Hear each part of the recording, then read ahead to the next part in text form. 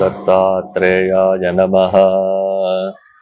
ಓಂ ಐಂ ಹ್ರೀಂ ಶ್ರೀಂ ಲಲಿತಾಂಬಿಕಾಯೈ ನಮಃ. ಎಲ್ಲ ಧರ್ಮಬಂಧುಗಳಿಗೂ ಕೂಡ ಸದ್ಗುರು ದತ್ತಾತ್ರೇಯರ ವನದುರ್ಗಾ ಮಾತೆಯ ದಿವ್ಯ ಕೃಪಾಶೀರ್ವಾದವನ್ನು ಪ್ರಾರ್ಥನೆ ಮಾಡ್ತಾ ಈ ದಿನದ ದತ್ತಧಾರೆ ಕಾರ್ಯಕ್ರಮಕ್ಕೆ ಸ್ವಾಗತ ಮಾಡ್ತಾ ಇದ್ದೀವಿ.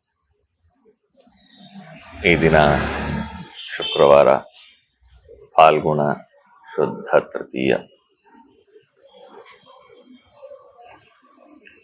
ನಿನ್ನೆ ಸಂಚಿಕೆಯಲ್ಲಿ ಹೇಳಿದ್ದೆ, ನಿಮಗೆ ಸಂಕಷ್ಟ ಬಂದರೆ, ನಿಮಗೇನಾದರೂ ಮನಸ್ಸಿಗೆ ಆತಂಕ ಆಗ್ತಾ ಇದೆ ಅಂದರೆ, ಗುರು ಸಂಬಂಧವಾದ ಬಾಧೆಗಳು ನಡೀತಾ ಇದೆ ಅಂದರೆ 6 ರೂಪಾಯಿಗಳನ್ನು ಮನೆಯಲ್ಲಿ ಇಡಿ ಅಂತ. ಆ 6 ರೂಪಾಯಿನ ಏನು ಮಾಡಬೇಕು ಅಂತ ಸಾಕಷ್ಟು ಜನ ಪ್ರಶ್ನೆ ಮಾಡಿದ್ದೀರಾ. ಇವತ್ತು 6 ರೂಪಾಯಿನ ದೇವರ ಹತ್ರ ಇಟ್ಟು ಪ್ರಾರ್ಥನೆ ಮಾಡಿಕೊಂಡು 2 ದೀಪ ಹಚ್ಚಿದ್ರೆ, ಮಾರನೇ ದಿನ ಬೆಳಗ್ಗೆ ಆ 6 ರೂಪಾಯಿಗಳನ್ನು ತೆಗೆದು ನೀವು ಮಲಗುವಂತಹ ಕೋಣೆಯಲ್ಲಿ ಪ್ರಸಾದ ಅಂತ ಹೇಳಿ ಎತ್ತಿಟ್ಕೊಳ್ಳಿ. ಮತ್ತೆ ಬೇರೆ 6 ರೂಪಾಯಿ ಇಡಿ.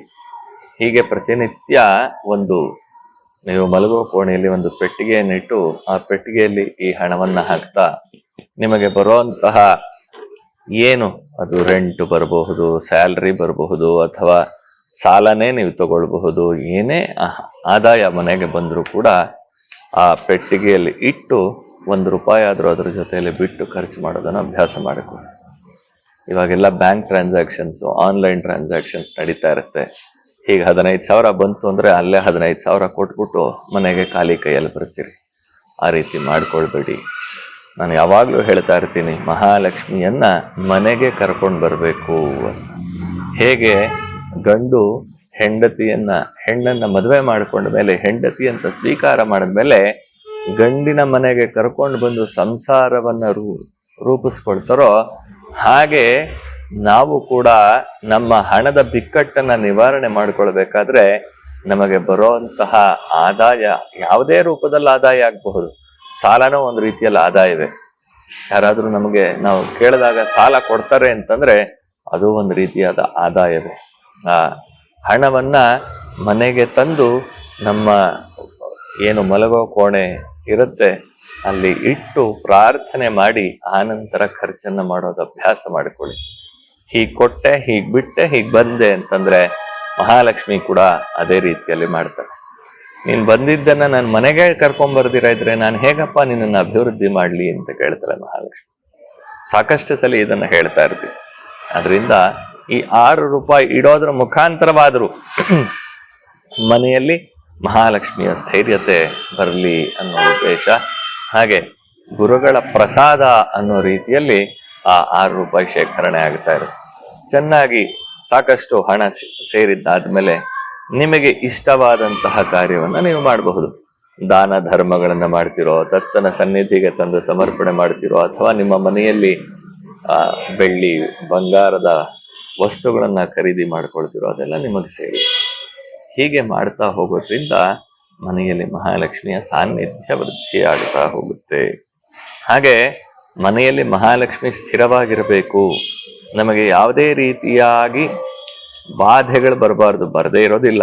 ಬರುವಂತಹ ಬಾಧೆಗಳು ತಲೆ ಮೇಲೆ ಬಂದಿದ್ದು ಎಲೆ ಮೇಲೆ ಹೋಯ್ತು ಅನ್ನೋ ರೀತಿಯಲ್ಲಿ ಆಗಬೇಕು ಅಂತಂದ್ರೆ ನಾವು ಕೆಲವಾರು ನಿಯಮಗಳನ್ನು ಪರಿಪಾಲನೆ ಮಾಡಬೇಕು. ಅದರಲ್ಲಿ ಬಹಳ ಮುಖ್ಯವಾಗಿ ಮಾಡಬೇಕಾಗಿರುವಂಥದ್ದು ತುಳಸಿಯ ಆರಾಧನೆ. ತುಳಸಿ ಬೃಂದಾವನವನ್ನ ಮನೆಯ ಬಾಗಿಲಲ್ಲಿಟ್ಟು ಆ ತುಳಸಿಗೆ ಪ್ರತಿನಿತ್ಯ ನಮಸ್ಕಾರವನ್ನ ಮಾಡಿಕೊಳ್ಳೋದು ಬಹಳ ವಿಶೇಷ. 2 ಊದ್ಕಡ್ಡಿ ಗಂಧದ ಕಡ್ಡಿಯನ್ನ ತುಳಸಿಯ ಬಳಿ ಇಟ್ಟು ಪ್ರಾರ್ಥನೆಯನ್ನ ಮಾಡಿ ಸಕ್ಕರೆಯೋ ಬೆಲ್ಲವೋ ಏನಾದರೂ ಒಂದು ನೈವೇದ್ಯವನ್ನು ತುಳಸಿ ದೇವಿಗೆ ಮಾಡೋದ್ರಿಂದ ಕೂಡ ನಮ್ಮ ಮನೆಯಲ್ಲಿ ಸ್ಥಿರವಾದ ಲಕ್ಷ್ಮೀ ಸಾನ್ನಿಧ್ಯ ನೆಲೆಸುತ್ತೆ. ಇನ್ನು 2ನೇದಾಗಿ ಬಹಳ ಮುಖ್ಯವಾಗಿ ನಾನು ಹೇಳ್ತಾ ಇರ್ತೀನಿ, ಹೆಣ್ಣು ಮಕ್ಕಳ ವಿಚಾರ. ಹೆಣ್ಣು ಮಕ್ಕಳು ಮನೆಯಲ್ಲಿ ಯಾವುದೇ ಕಾರಣಕ್ಕೂ ಕಣ್ಣೀರನ್ನು ಹಾಕುವಂತೆ ಗಂಡಸರು ಮಾಡಬಾರ್ದು. ಗಂಡಸರ ಜವಾಬ್ದಾರಿ ಏನು ಅಂತಂದರೆ, ಎಷ್ಟು ಸಾಧ್ಯವಾಗುತ್ತೋ ಅಷ್ಟು ಹೆಣ್ಣು ಮಕ್ಕಳು ಸಂತೋಷವಾಗಿರುವಂತೆ ನೋಡ್ಕೊಳ್ಬೇಕು. ಹಾಗಂತ ಡಿಮ್ಯಾಂಡ್ ಮಾಡಿಕೊಂಡು ದಿನ ಬೆಳಗ್ಗೆದ್ರೆ ರೇಷ್ಮೆ ಸೀರೆ ತಂದ್ಕೊಡು, ದಿನ ಬೆಳಗ್ಗೆದ್ರೆ ಒಡವೆ ತಂದ್ಕೊಡು ಅಂತಲ್ಲ. ಇರೋದ್ರಲ್ಲಿ ತೃಪ್ತಕರವಾದ ಜೀವನವನ್ನು ನಡೆಸಬೇಕು ಅಂತ ಹಿರಿಯರು ಹೇಳಿಕೊಡ್ತಾರೆ. ನಮ್ಮ ಹಿರಿಯರೆಲ್ಲರೂ ಕೂಡ ಸಂತೋಷವಾಗಿರ್ತಾ ಇದ್ದಿದ್ದ ಕಾರಣ ಅವರಲ್ಲಿ ಆಸೆ ಅನ್ನೋದು ಬಹಳ ಕಡಿಮೆ ಇತ್ತು. ನಮಗೆ ಇವಾಗ ಆಸೆ ಅನ್ನೋದು ವಿಪರೀತವಾಗಿದೆ. ಮಾತಿಗೂ ಕೂಡ ಜಗಳಗಳಾಡ್ತೀವಿ. ಸಣ್ಣ ವಿಚಾರವನ್ನು ದೊಡ್ಡದು ಮಾಡಿಕೊಂಡು ಮನೆಯಲ್ಲಿ ಚೀರಾಟ ಕೂಗಾಟ ಮಾಡಿಕೊಂಡು ಕಣ್ಣೀರನ್ನು ಸುರಿಸ್ತಾವ. ಯಾವುದೇ ಕಾರಣಕ್ಕೂ ಅಟ್ಲೀಸ್ಟ್ ಶುಕ್ರವಾರ ಮಂಗಳವಾರಗಳಲ್ಲಿ ಅಮಾವಾಸ್ಯೆ ಪೌರ್ಣಮಿ ಪರ್ವಕಾಲಗಳಲ್ಲಿ ಯಾವುದೇ ಕಾರಣಕ್ಕೂ ಕಣ್ಣೀರನ್ನು ಹಾಕಬೇಡಿ. ಹಾಗೆ ಮನೆಯಲ್ಲಿ ಹಾಲು ಇಲ್ಲ ಅನ್ನಿಸ್ಬೇಡಿ, ಬೆಲ್ಲ ಇಲ್ಲ ಅನ್ನಿಸ್ಬೇಡಿ, ತುಪ್ಪ ಇಲ್ಲ ಅನ್ನಿಸ್ಕೋಬೇಡಿ. ಹಾಗೆ ಕಲ್ಲುಪ್ಪು ಬಹಳ ವಿಶೇಷವಾಗಿರುವಂತಹದ್ದಿದು. ಕಲ್ಲುಪ್ಪು ಶ್ರೀ ಮಹಾಲಕ್ಷ್ಮಿಯ ಸ್ವರೂಪ. ಆ ಕಲ್ಲುಪ್ಪನ್ನ ಮಣ್ಣಿನ ಜಾಡಿ ಬರುತ್ತೆ, ಆ ಜಾಡಿಯಲ್ಲೇ ಇಡಿ. ಜಾಡಿಯಲ್ಲಿ ಇಟ್ಟು ನಿಮ್ಮ ಅಡುಗೆ ಮನೆಯಲ್ಲಿ ಸದಾಕಾಲ ಆ ಕಲ್ಲುಪ್ಪು ಇರಬೇಕು. ಅದರ ಜೊತೆಯಲ್ಲಿ ನಾನು ಹೇಳಿಕೊಟ್ಟಿದ್ದೆ, ಒಂದು ಬಟ್ಲಲ್ಲಿ ಕಲ್ಲುಪ್ಪನ್ನು ಇಟ್ಟು ಅದರೊಳಗಡೆ ₹1, ₹2, ₹5 ನಾಣ್ಯವನ್ನ ಮುಚ್ಚಿಟ್ಟಿರಿ. ಪ್ರತಿ 21 ದಿನ ಆದ ನಂತರ ಆ ಕಲ್ಲುಪ್ಪನ್ನು ತೆಗೆದು ನೀರಿಗೆ ಹಾಕಿ ₹1 ತೆಗೆದು ನಿಮ್ಮ ಕ್ಯಾಶ್ ಬಾಕ್ಸ್ ಅಲ್ಲಿ ಇಡ್ತಾ ಹೋಗಿ ಅಂತ ಹೇಳಿದ್ದೆ. ಮತ್ತೆ ಹೇಳ್ತಾ ಇದ್ದೀನಿ, ಈ 5 ವಸ್ತುಗಳು ಯಾವತ್ತೂ ನಿಮ್ಮ ಮನೆಯಲ್ಲಿ ಇಲ್ಲ ಅನ್ನಿಸ್ಕೋಬೇಡಿ. ಹಾಲು, ಬೆಲ್ಲ, ಉಪ್ಪು ಮತ್ತು ತುಪ್ಪ ಹಾಗೂ ವೀಳ್ಯದೆಲೆ.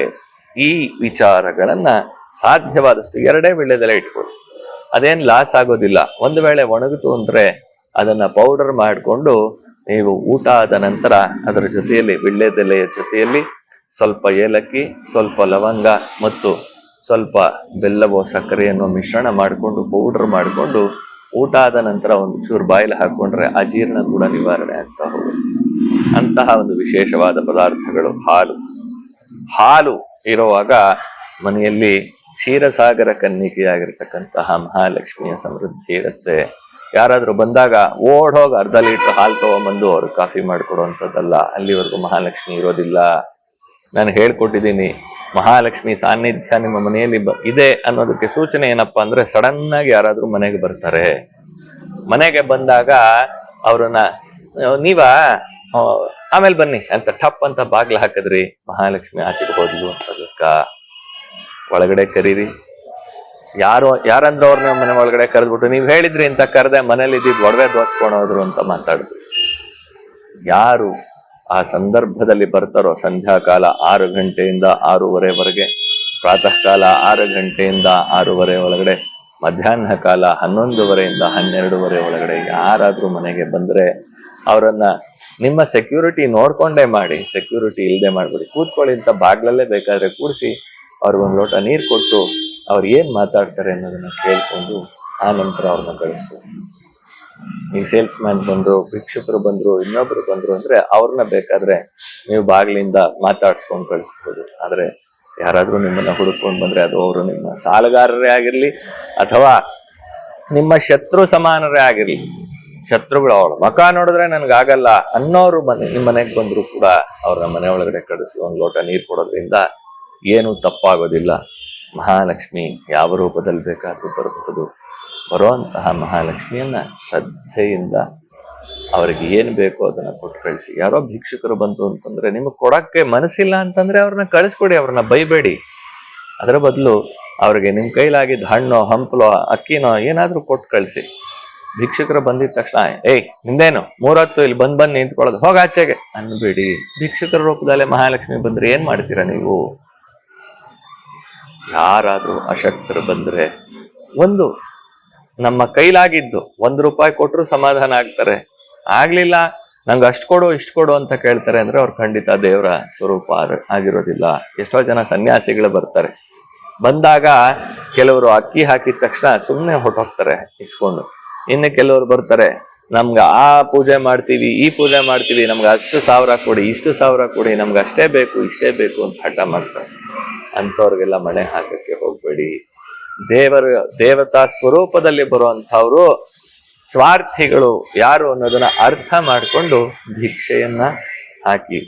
ಹಾಗೆ ಮಹಾಲಕ್ಷ್ಮಿ ಸಾನ್ನಿಧ್ಯ ಸ್ಥೈರ್ಯವಾಗಿರ್ಬೇಕು, ಸ್ಥಿರವಾಗಿ ನಿಮ್ಮ ಮನೆಯಲ್ಲಿ ಇರಬೇಕು ಅಂದ್ರೆ ನಾನು ಹೇಳಿರುವಂತಹ ಸಣ್ಣ ಸಣ್ಣ ವಿಚಾರಗಳನ್ನು ಪರಿಪಾಲನೆ ಮಾಡ್ತಾ ಹೋಗಿ ಬಿಳಿ ಸಾಸಿವೆ ನೀರನ್ನು ಮನೆ ಬಾಗಿಲಲ್ಲಿ ನಿತ್ಯ ಹಾಕೋದಕ್ಕೆ ಶುರು ಮಾಡಿ ಬರುವಂತಹ ಅಡ್ಡಿ ಆತಂಕಗಳು ಹೇಗೆ ನಿವಾರಣೆ ಆಗುತ್ತೆ ಅನ್ನೋದನ್ನು ನೀವೇ ನನಗೆ ತಿಳಿಸ್ಕೊಡಿ ಅಂತ ಹೇಳಿ ತಿಳಿಸ್ತಾ ಇವತ್ತಿನ ಕಾರ್ಯಕ್ರಮಕ್ಕೆ ಮಂಗಳ ಹಾಡ್ತಾ ಇದ್ದೀನಿ.